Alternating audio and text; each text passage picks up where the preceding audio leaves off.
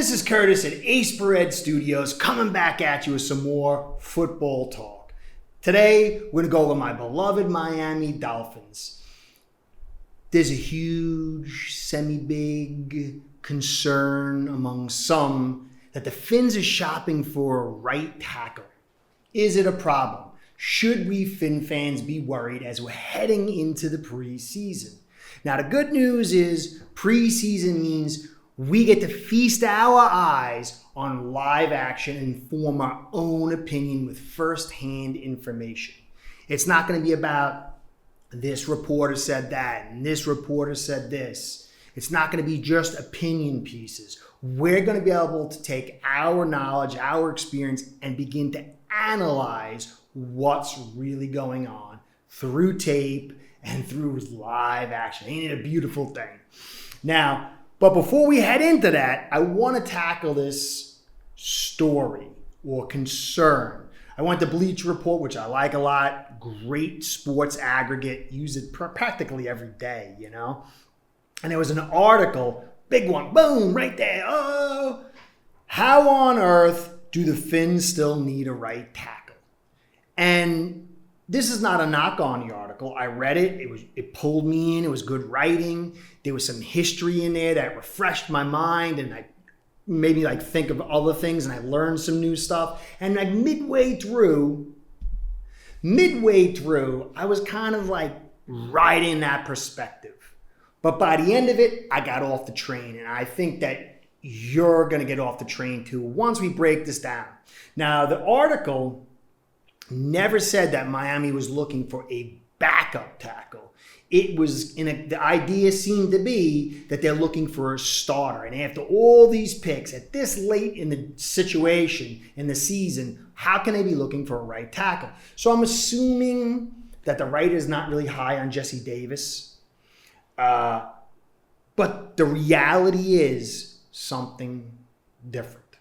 Okay? So let's start. The one point that I do agree is that there's a lot of tackles on this team. You've got Austin Jackson, Robert Hunt, Jesse Davis, Liam Eichenberg, and rookie Larnell Coleman was getting some buzz early at right tackle. He even took some first string snaps. But as soon as that buzz kind of disappeared in the reports, all of a sudden we're looking for a tackle, right tackle, backup tackle. Now, there are 4 possible options for right tackle. Why are we looking for a 5th? I think it's very, very clear. We'll break it down. First off, Austin Jackson is a first-round pick. And despite having a subpar season last year, the Dolphins knew he was raw. They knew he was 20 years old and a boy playing amongst men. And the key was we saw his fast feet, agility for a 325-pound guy to handle speed rushers and agility players. That's what we wanted to see at that stage. Now we're looking for a step up.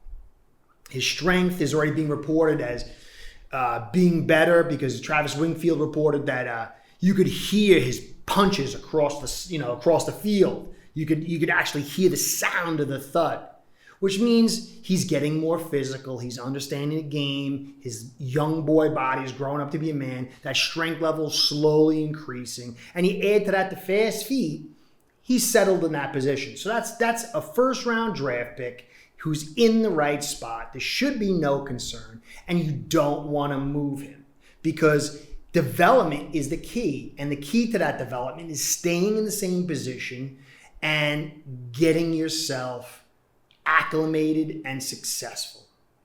So as long as he's healthy, there's no way you're going to move him from left to right. So that's not a bad move. So we'll look at the other one, Liam Eichenberg. Okay, we drafted him in the 2nd round. Everyone was saying he's the right tackle. Jesse Davis is going to have to go fish and find a job. Maybe he won't, whatever. But he was really light in the pants at 302. And he's a rookie. You don't want to commit a rookie to block the blind side of your franchise quarterback who's got an injury history, who's going into a critical season. And you don't want to move him if there's an injury to Davis, because just like Jackson, he's in the developmental phase. He was doing pretty good. He got benched for bad reps, was the report. And then the next day he found out he was dinged. There's a little bit of an injury there. But he needs time to marinate. He needs to get used to the game, just like Laramie Tunsil. And maybe then next year you can swing him out to the tackle spot. But for now, the best thing for him and this team is for him to become grounded at left guard. And left guard's critical because once he left, the play, Solomon Kinley came in and he wasn't good. He got very low reports universally among the media types. So as much as I like Kinley as a person, it's a downgrade. So you don't want to put him at tackle and you don't want to move him out of it because then you're going to downgrade a critical left guard position. And look what happened to Joe Burrow last year. The left guard failed. It's the quickest, the most dangerous pressure comes from inside. So those are two picks you spent, a first and a second round, but they're where they're supposed to be. And you don't want to move them because it's not good for them and it's not good for the offensive line and it won't be good for Tua or the team. Then you got Robert Hunt, right guard. Hey, man, he could play right tackle. Right guard's pretty easy. Why don't you just put him at right tackle and Jesse J. Davis come inside? Robert Hunt looked really good last year. Down a stretch, you just got to see some weaknesses. And as a famous commenter in my mind said, those calves, like his 9-year-old daughter, do limit his potential at tackle. Now, once he moved inside, the media's consensus was that he's the best offensive lineman the Dolphins have had throughout camp. He even stonewalled Akeem Spence, who's like early 30s, veteran at one time, highly impact Pro Bowl player. Robert Hunt, his best position, the place where we can get the most out of his talents, is at right guard. He has a chance to be very good to special.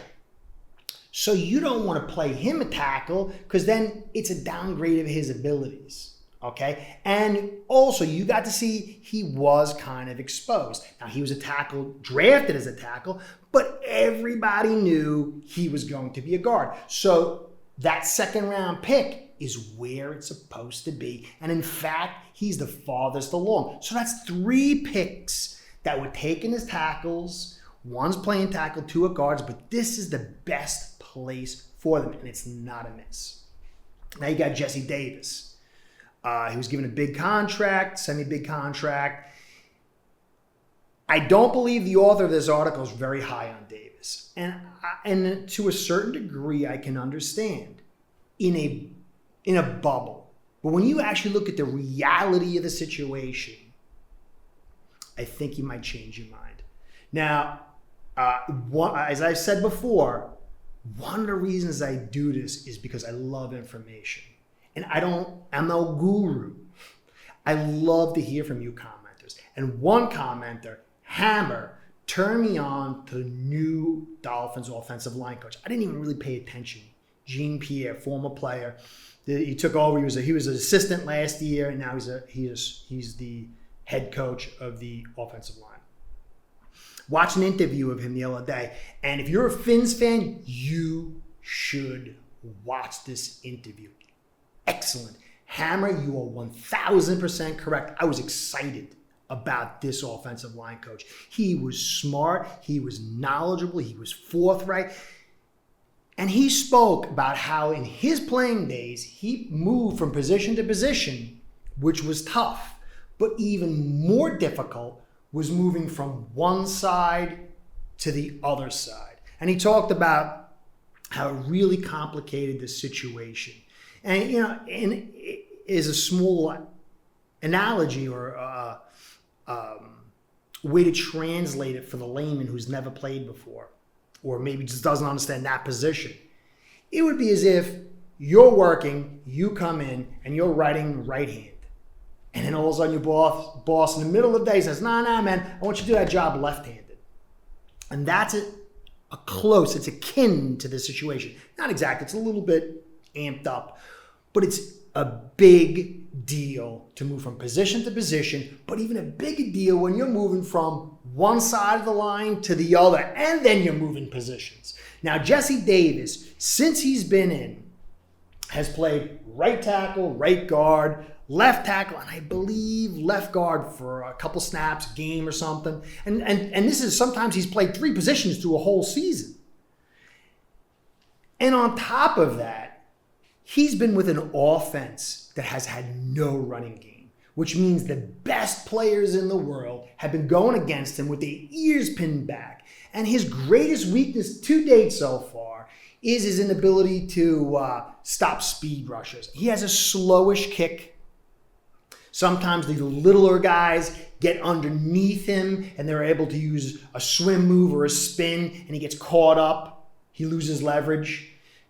Sometimes I think he's too nice. He doesn't drive his run blocks, but those are his greatest weaknesses. And for the most part, they've rarely been exposed despite moving all over the joint and then having people pin their ears back. And in fact, I'm a big Davis fan. I'm not saying he's the greatest thing since Saran Wrap or anything, but his first preseason game, I did film on him. I've been on the wagon probably before most. This guy has been the most consistent offensive lineman for the Miami Dolphins. And not saying he's the greatest. Laremy Tunsil, his last year, had a better season than Davis. But his first 2 seasons weren't good at all. First one was terrible.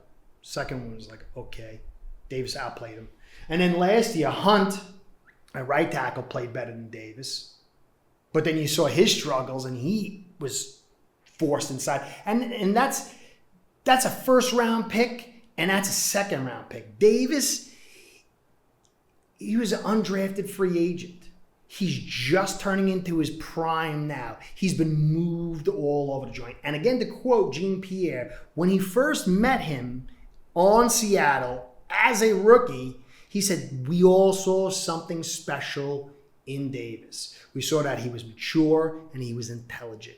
And now you have Brian Flores, Chris Grier committed to Davis. You have Jean Pierre, who knows him and committed to Davis. And they put Davis at right tackle, which guards the blind side of Tua.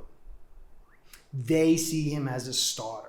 And in truth, he played at 325. They had him drop down to 310 and then back up to 318. This guy's all over the joint. All over the joint.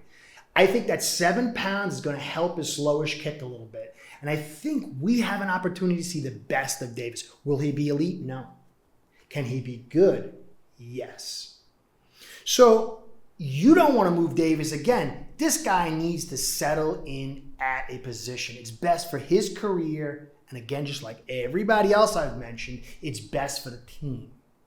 So the Dolphins, they're looking for a backup tackle. There's nothing wrong with that. You can get a good deal on a tackle in a trade because cap casualties, rookie comes up and outplays the starter. They don't want to pay him starter money. Dolphins come in, they bring him in for a song and a dance, pay him a little bit extra. Now you got a vet. A vet who knows his job is to push the starters, but in all reality, he's a backup. And he's training to play both positions. He's seen he's seen what it's like on the field. He's not going to get wide-eyed and moon-eyed and, miss a block and get too destroyed. He's going to come in and settle in. He's got the mental part down. He's going to be a perfect player to come in and spell either Jackson or Davis for a few snaps, a quarter, a half, maybe a game. Now, everything I just said changes if Jackson or Davis goes down for the year or 8 games. Then you start moving pieces. But that is worst case scenario. I have no problems with what the Dolphins have done with their picks. Everything seems to me to be going in the right direction. Even Dieter, the 3rd round pick, he is taking that position. Now, we need to see the tape. I'm not getting crazy. I'm not talking about we're going, back to the 70s offensive line here. But you can get a good player to be a good support player at tackle at a very good price. And so I have no problem. I disagree with the article. Still think it's a good article. I think everyone should read it. But there's no reason to pull the fire alarm and start running for the doors and going crazy.